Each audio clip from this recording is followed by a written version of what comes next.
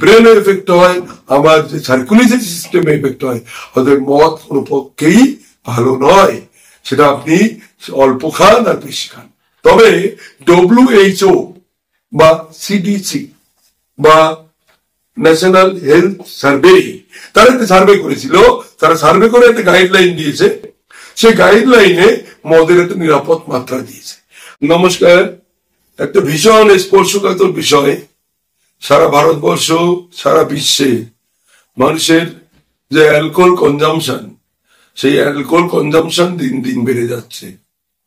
এটা কি আমাদের স্বাস্থ্যের পক্ষে স্বাস্থ্যপ্রদ, নাকি সমাজটাকে আমরা ধ্বংসের দিকে ঠেলে দিচ্ছি? আমি যে ভিডিওটা আজকে যেটা আলোচনা করব, কত ধরনের অ্যালকোহল পাওয়া যায় এবং এই অ্যালকোহল গুলো আমাদের মানসিক ভারসাম্য কেন নষ্ট করে, অ্যালকোহল খেলে কি ক্ষতি হয়, এবং পরিশেষে যেটা বলবো, অ্যালকোহলের কোনো নিরাপদ মাত্রা আছে কিনা। অ্যালকোহল বিভিন্ন নামে পাওয়া যায়, কিন্তু মূলত চারটে মূল ক্যাটাগরিতে আমরা ভাগ করতে পারি। নাম্বার 1 আমরা বলি বিয়ার। এই অ্যালকোহলটা কি অ্যালকোহল, এটা নির্ভর করে তার মধ্যে ইথাইল অ্যালকোহল কত পরিমাণ আছে, সেটার উপর নির্ভর করে সেটা কতটা হার্ড ড্রিঙ্কস, কতটা সফট ড্রিঙ্কস। বিয়ারের একই ক্যাটাগরিতে আছে লেজার, একই ক্যাটাগরিতে আছে স্টাউট। 2 নম্বর হচ্ছে ওয়াইন। ওয়াইনের ক্যাটাগরিতে পড়ে হোয়াইট ওয়াইন, ওয়াইনের ক্যাটাগরিতে পড়ে রেড ওয়াইন বা স্পার্কলিং।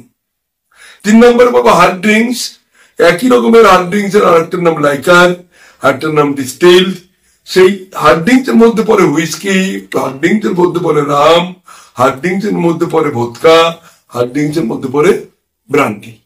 4 নম্বর এবং শেষ টাইপের অ্যালকোহল হচ্ছে দেশি মদ, যার মধ্যে পড়ে দেশি মদ, যার মধ্যে পড়ে সোলাই, যার মধ্যে পড়ে আমাদের মহুয়া, বা আরেকটা ভ্যারাইটি আছে তার নাম তারি। এই 4 ধরনের মদ আমরা বা অ্যালকোহল আমরা মূলত দেখে থাকি। তাহলে এই 4 ধরনের অ্যালকোহলে, প্রত্যেকটা অ্যালকোহলে যে ইথাইল অ্যালকোহল থাকে C2H5OH, এই মাত্রা বিভিন্ন রকমের, এবং এই মাত্রার অ্যাবজর্পশনের উপর নির্ভর করে কতটা মানসিক ভারসাম্য নষ্ট হবে। বিভিন্ন অ্যালকোহলের ঘনত্ব আলাদা, ফলে বিভিন্ন অ্যালকোহলের অ্যাবজর্পশন ডিটেক্ট করে আমি কতটা মানসিক ভারসাম্য হারাবো। প্রথমেই বলি বিয়ার। বিয়ারে 3 থেকে 8% অ্যালকোহল আছে, মানে ইথাইল অ্যালকোহল আছে।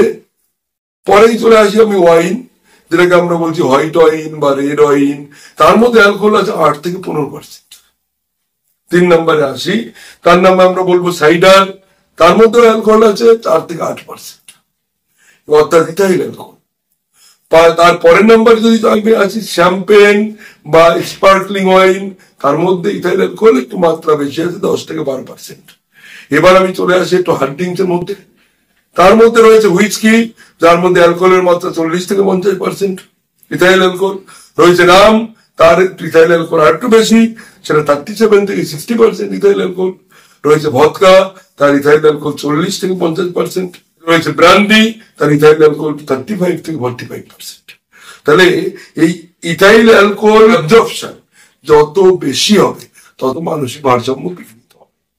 যেটা বললাম না, তার নাম তারি বা চোলাই বা মহুয়া। তাহলে এই যে দেশি মদ, এই মদের মধ্যে ইথাইল অ্যালকোহল যথেষ্ট পরিমাণে থাকে, অ্যাবাউট 30%। তাহলে এই মদগুলোর মধ্যে কোন মদটা নিরাপদ? বাস্তবিক পক্ষে বলতে গেলে কোনো মদই নিরাপদ নয়। প্রত্যেকটা মদ শরীরের ক্ষতি করে। ক্ষতির মাত্রাটা নির্ভর করে আমি কত পরিমাণ মদ খাচ্ছি, নাম্বার 1। নাম্বার 2, কত দিন ধরে মদ খাচ্ছি। নাম্বার 3, আমার শারীরিক কন্ডিশন, আমার সহ্য ক্ষমতা, তার উপর নির্ভর করে। নাম্বার 4, আমার সাইডে অন্য কোনো রোগ আছে কিনা, তার উপরে নির্ভর করে হচ্ছে আমার কত পরিমাণ ক্ষতি হবে। প্রথমেই আমি বলি দেশি মদ বা তারি বা মহুয়া বা চোলাই। এই মদটা হচ্ছে আমার 10 থেকে 30% অ্যালকোহল, কিন্তু মনে রাখতে হবে এই মদটা কিন্তু ইল্লিগাল, অবৈধভাবে তৈরি করা হয়। এটা লাইসেন্স প্রাপ্ত মদ নয়।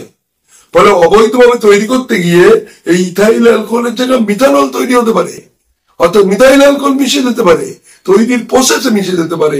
আপনাদের বোধহয় স্মরণ আছে কিছুদিন আগে অনেক মানুষ অন্ধ হয়ে গেলেন দেশি মদ খেয়ে। অনেক মানুষ পঙ্গু হয়ে গেলেন দেশি মদ খেয়ে। কেন হয়েছিল? কারণ ওই যে দেশি মদ যেটা ইথাইল অ্যালকোহল ছিল তার সঙ্গে মিথাইল অ্যালকোহল মিশে গেছিল, CH3OH। মিথাইল অ্যালকোহল মিশে গেলে কি হবে? আমার পঙ্গুত্ব আসবে, অন্ধত্ব আসবে, আমার কিডনি ফেল হতে পারে। তাহলে দেশি মদ কত মারাত্মক, এটা আমরা একটা আইডিয়া বা কনসেপশন আমরা পেলাম। আমি চলে আসি বিয়ার বা ওয়াইন।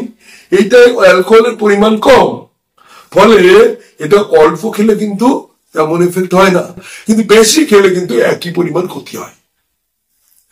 তারপরে চলে আসি হুইস্কি, রাম, ভদকা, যেটা অ্যালকোহলের পরিমাণ অ্যাবাউট 40%। এই অ্যালকোহলটা অল্প খেলেও কিন্তু ক্ষতির পরিমাণ সমান, কারণ ইথাইল অ্যালকোহলের মাত্রা বেশি আছে। সুতরাং এই যে ইথাইল অ্যালকোহল, তার মাত্রার উপর নির্ভর করে কতটা আমার ক্ষতি হবে। এবং ক্ষতিটা কি হয়? আমার কিডনিতে এফেক্ট হয়, আমার হার্টে এফেক্ট হয়, আমার ব্লাড প্রেশার বাড়তে পারে, আবার কমতেও পারে, ব্রেনে এফেক্ট হয়, আমার যে সার্কুলেশন সিস্টেমে এফেক্ট হয়। অতএব মদ কোনো পক্ষেই ভালো নয়, সেটা আপনি অল্প খান আর বেশি খান। তবে WHO বা CDC বা ন্যাশনাল হেলথ সার্ভে, তারা একটা সার্ভে করেছিল, তারা সার্ভে করে একটা গাইডলাইন দিয়েছে। সেই গাইডলাইনে মদের একটা নিরাপদ মাত্রা দিয়েছে। আগে ডাক্তারবাবুরা বলতো যে 1 পেক অর্থাৎ 30 ml মদ খেলে ক্ষতি হয় না। এই কথাটা কিন্তু ঠিক নয়। WHO কি বলছে? ওয়ার্ল্ড হেলথ অর্গানাইজেশন, তারা বলছে মদের ধরনের সঙ্গে নিরাপদ সীমা একটা কম্পারিজন দিয়েছে। সেটা বলছে যদি সপ্তাহে উইকলি যদি আমরা ধরুন হুইস্কি খাচ্ছি, রাম খাচ্ছি বা ভদকা খাচ্ছি, যেটা 40% অ্যালকোহল আছে, সেটা উইকলি যদি আমি 60 ml নেই, তাহলে সেটা নিরাপদ সীমায় থাকবে। আবার এই নিরাপদ সীমা মেয়েদের ক্ষেত্রে 30 ml। আমি পরে ব্যাখ্যায় আসবো মেয়েদের কেন 30 ml। আবার নিরাপদ সীমায় ওয়াইন যদি বলি, ওয়াইন তার মধ্যে অ্যালকোহল আছে 12%। এই অ্যালকোহলটা কিন্তু সপ্তাহে আমরা 240 ml অব্দি ছেলেরা গ্রহণ করতে পারে, মেয়েরা গ্রহণ করতে পারে 120 ml। আবার যদি আমি বিয়ারের কথা বলি, তার নিরাপদ সীমায় রয়েছে, বিয়ারে 5% ইথাইল অ্যালকোহল আছে, তার নিরাপদ সীমায় রয়েছে সপ্তাহে 600 ml ছেলেদের, মেয়েদের ক্ষেত্রে রয়েছে 300 ml। আমি পরিশেষে শুধু এইটুকু বলবো যে কেন মেয়েদের কম? কারণ মেয়েদের বডি মাস ইন্ডেক্সটা কম, যার জন্য ওরা অ্যালকোহল বেশি নিতে পারবে না। 2 নম্বর একটা মারাত্মক কারণের কথা বলবো, অ্যালকোহল যে ডাইজেশন হয়, লিভারে যে এনজাইম থাকে, তার নাম অ্যালকোহল ডিহাইড্রোজেনেস। এই অ্যালকোহল ডিহাইড্রোজেনেস মেয়েদের কম থাকে, তার জন্য মেয়েরা ছেলেদের তুলনায় অর্ধেক মদ গ্রহণ করতে পারবে। যদি এটা ইনফরমেটিভ হয়, একটা লাইক দেবেন, মতামত দেবেন। সবাই সুস্থ থাকবেন, ভালো থাকবেন। নমস্কার।